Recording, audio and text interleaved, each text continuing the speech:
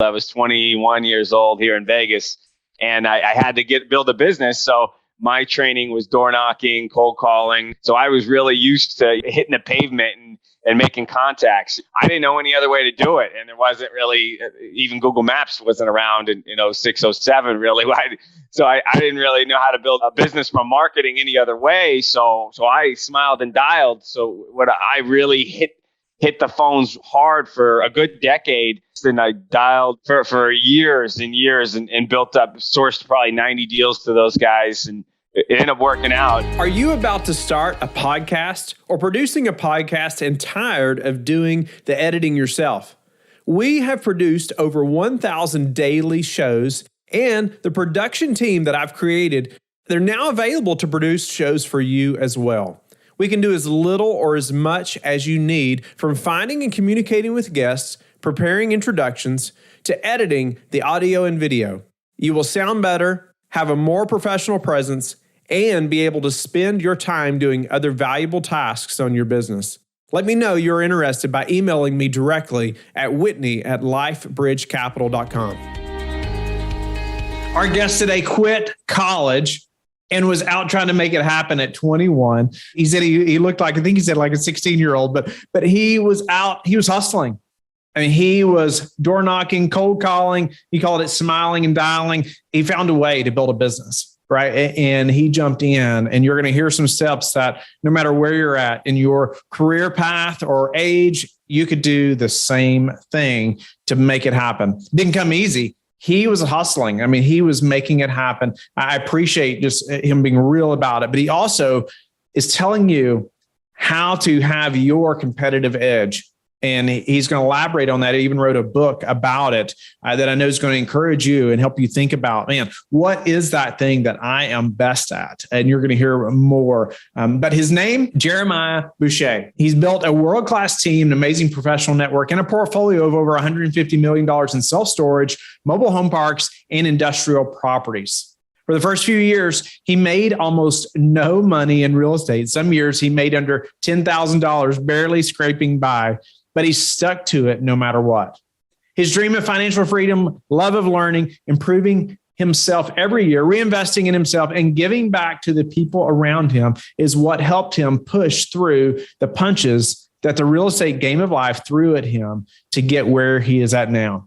Jeremiah is going to elaborate on many of those steps that he took to make it happen. I know you're going to learn a lot from him today. Jeremiah, welcome to the show. I know you supposedly have built a $150 million portfolio from your phone. I want to dive into that a little bit. I want the listeners to understand, maybe how they could do that, or at least glean some advice from you. I know you also wrote a book called Finding Your Edge. And I want to jump into that a little bit in our discussion also, because I think, man, that can be so helpful just from what you shared for the listeners also. So let's jump right in.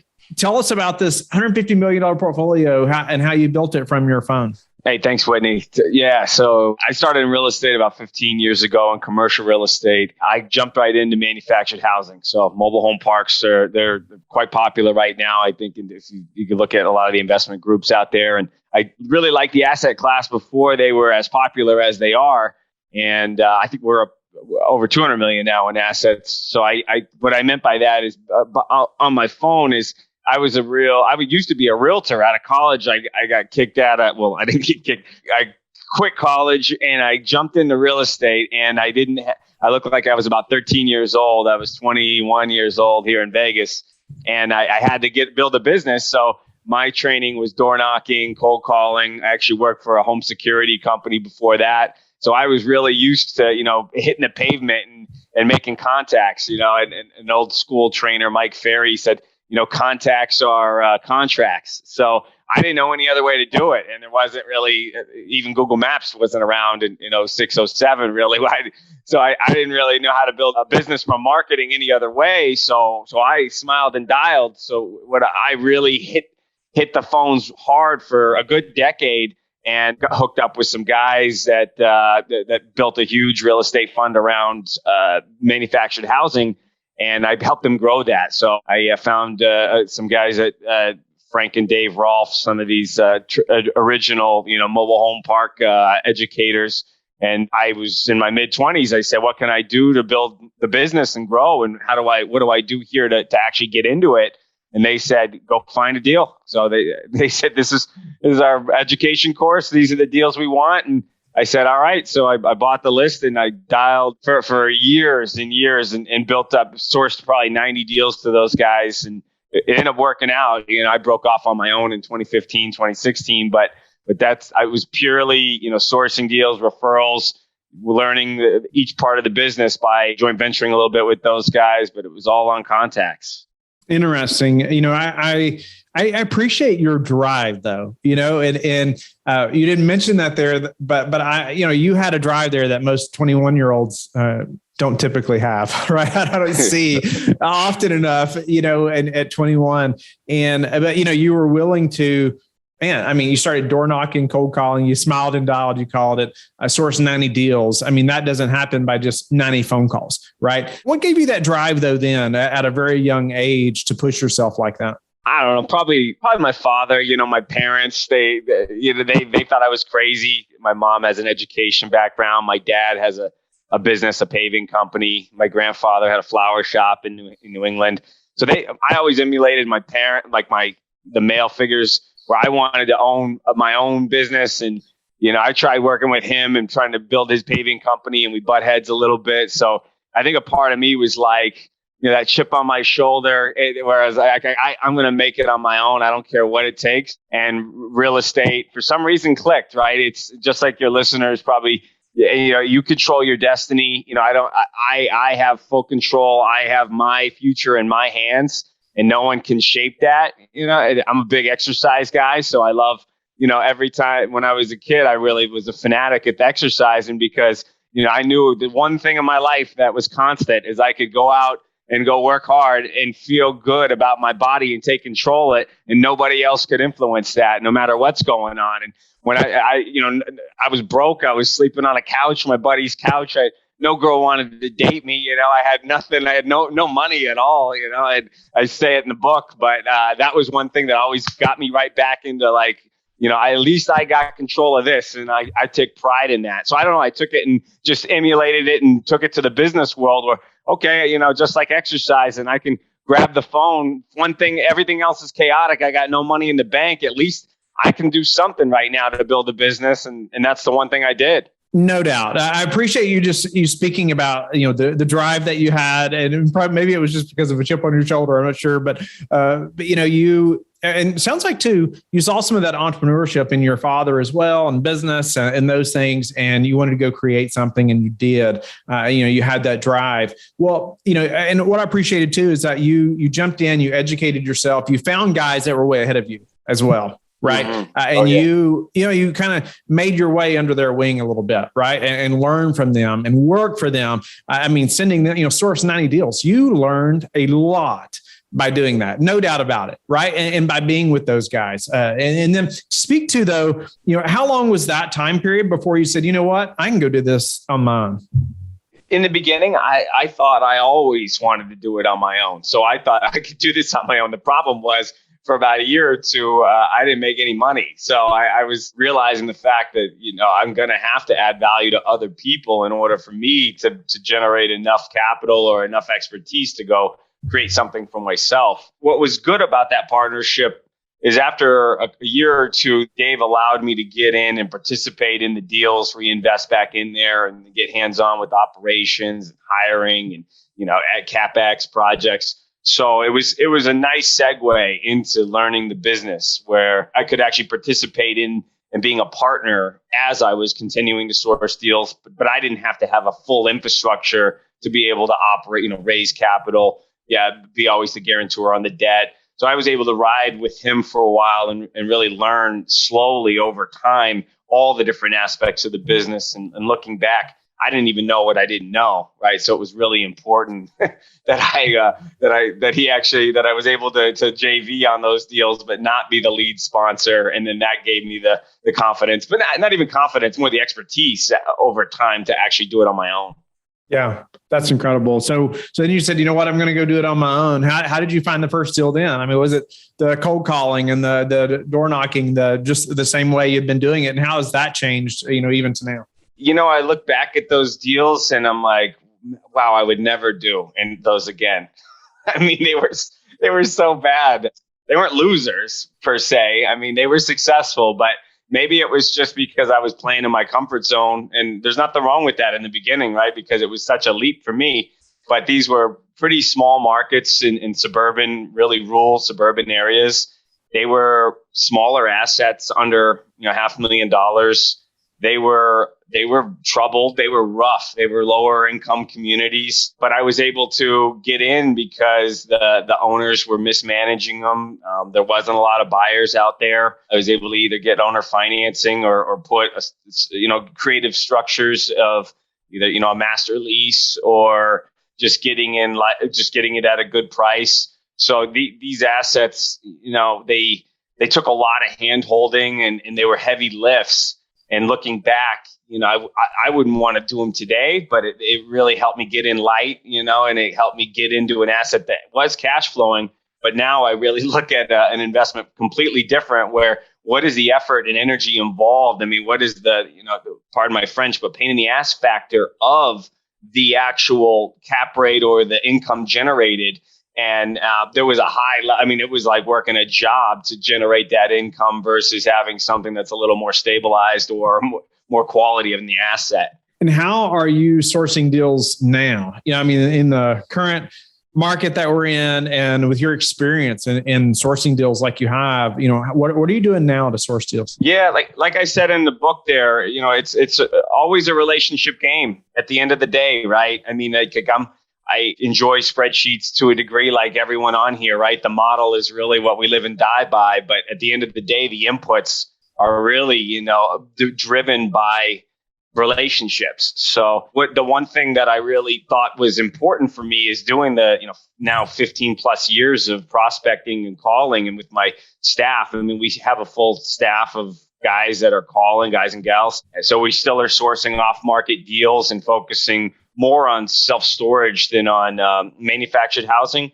But it's a 2 or 3 tier approach where we're still making the cold calls. We have the good broker relationships, but it really compounds. It snowballs. Like I'm sure like your business where, over time, it's not the first call. You talk to someone and it doesn't work out, but real estate is not just location, right? It's timing. It's so critical for timing. And really, it's being at the right place at the right time in front of that person so we get the opportunity to buy. That's been key for me because, every deal that I've done, they might not have multiple properties, but, if you deal with the right broker this time or you deal with in this market and you learn something, and then it just starts to compound over time because, even in a not successful deal, I learned so much that I was able to bring into another deal and build another relationship from that. Yeah. I love how you said deals are driven by relationships. And then you elaborated on, all these relationships and what happens over time. Speak to how you even continue to nurture those leads and nurture those relationships so eventually that they do turn into deals or partnerships or something.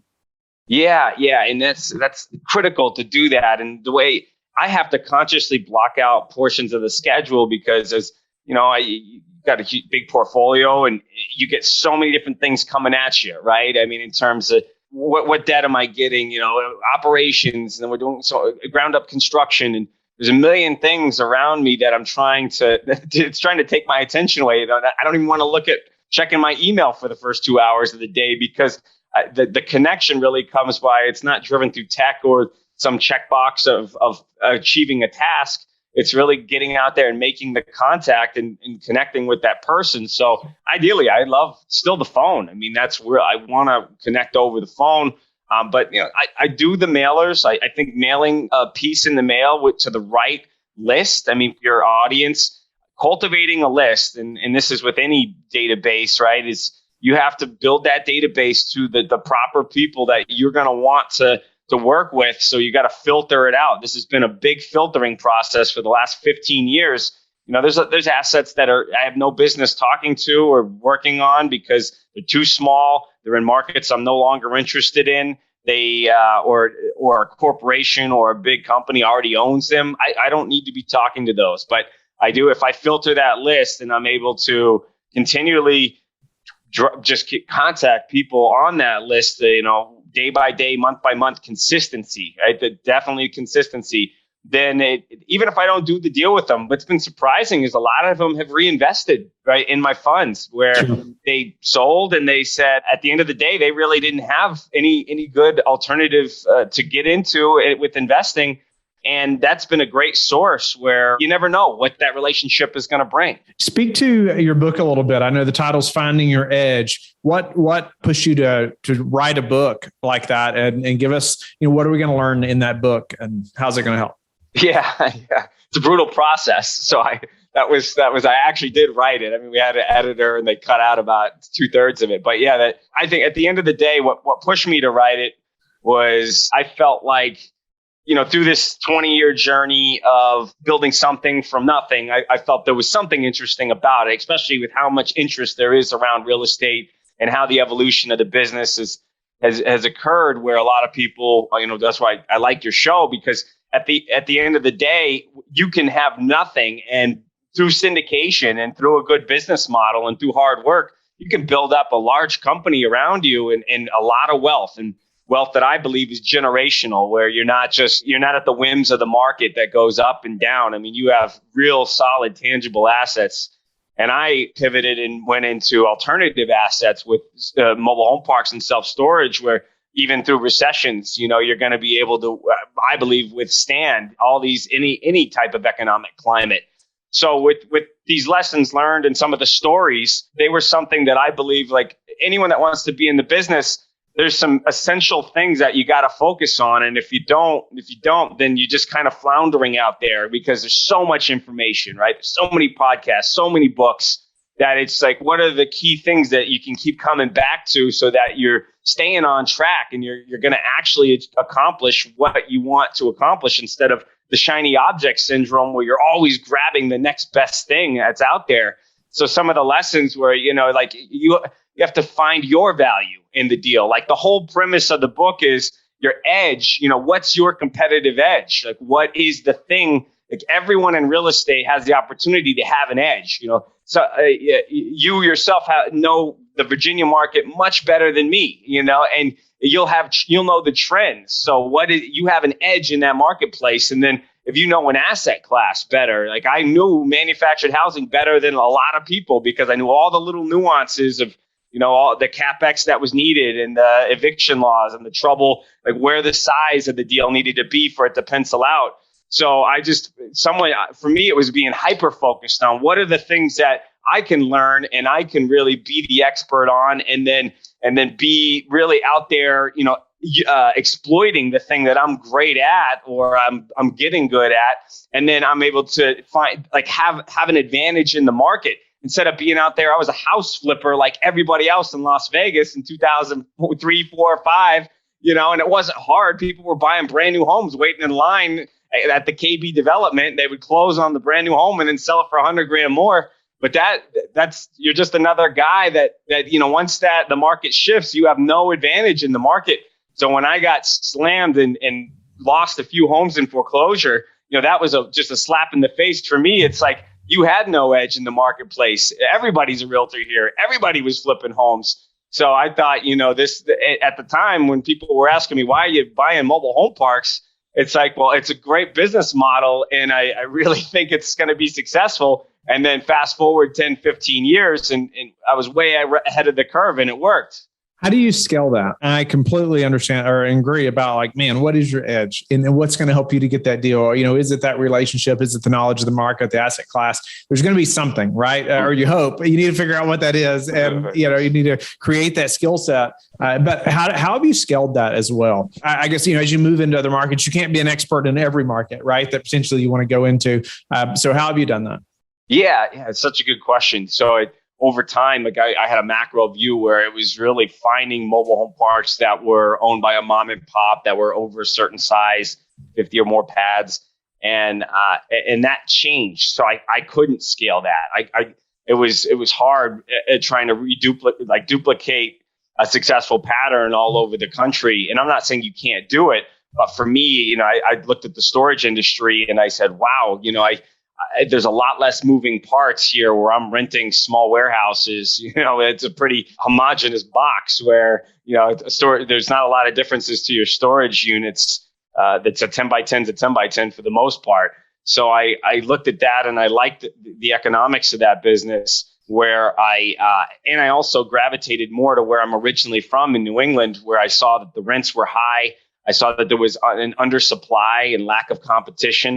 There was high barriers to entry where it's very difficult to go into different towns and develop more storage.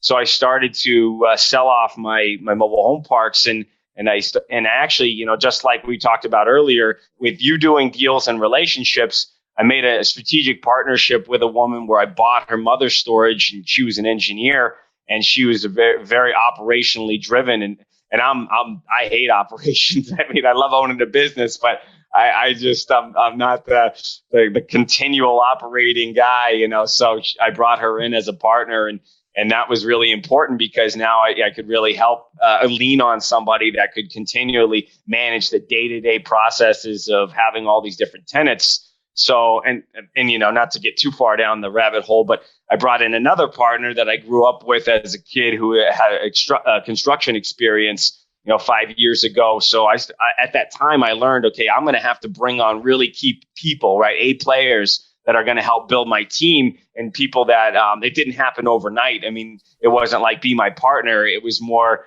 let's work on a project, and it evolved over time where they were like, I want to do more. And they weren't asking for a lot. They were just saying, I like the business. I believe in what you're doing. Let me do more. Let me do more. And then it ended up turning into, okay, great. I got a great operational partner for storage. I got a great construction partner here. And this is where I see myself going. So that's how I was able to scale, is really seeing a business model that, one, I believe could have scaled, and then two, bringing in the right people around it that would help me actually fulfill what I was trying to actually, my vision of what I was going after, because I can't do it alone.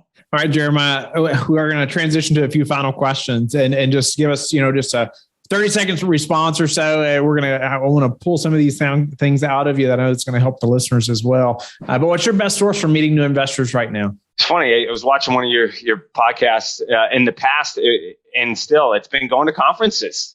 Believe it or not, yeah, it's just meeting people at trade shows, and they're either the mastermind groups or the trade shows. I've made some great connections through that, and also I'm part of the Tiger 21 network there. So these different networking groups have been my best source. What's the most important metrics that you track? Right now, well, on the acquisition side, it's still, contacts for those guys in terms of growth. We check that. And then on the operational side, for me, I'm so driven right now for growth. So it's really square footage under management. We have an aggressive goal to be at 2.5 million square feet by next year. So we're heavily invested in development. So for us, it's time and budget. So just like, what development's all about. So it's a long answer, but square footage, we want to really grow right now. What's some daily habits you are disciplined about that have helped you achieve success? Recently, over the last year, walking. I really like to walk. I get up. So, walking in sunshine, I think it's critical, where you get up and you got to move around. So don't just have the coffee and don't nestle up to the computer right away. Don't look at the phone. I get out there and I'm either listening to something or just walk. But I really, really think walking for a half hour to an hour, it's something that really helps your mind more than your body. And I'm a workout guy, but I don't think you need to wake up and work out and hit it hard right away. There's a process of walking that helps you really, really prep for your day and think. And how do you like to give back? My mom's a biologist and a scientist, and I grew up really with a focus about conservation. So I have an initiative in the company that we do. We have a Patriot Parks. It's a part of Patriot Holdings where I'm dedicating to conserve land. So in the Northeast, I want to continue to find land that I can put in conservation and then provide, trails and parks. And it's really about getting people outdoors. And that's my favorite. That's one of my most favorite times, is just being alone or being with the group and being outdoors, walking, thinking, just enjoying the outdoors. So I'm dedicating more time to and resources to providing outdoor spaces for people that they can enjoy, and where it'll be long after I'm gone that those environments will continue to be there for people. Jeremiah, it's been an honor to have you on the show and to meet you and to hear your story, really, and be encouraged. I know many listeners are probably in the shoes you were once in. You maybe they're in college or thinking about college, or do I have what it takes to go make something like that happen like you did? I hope they are encouraged by hearing your story, your drive,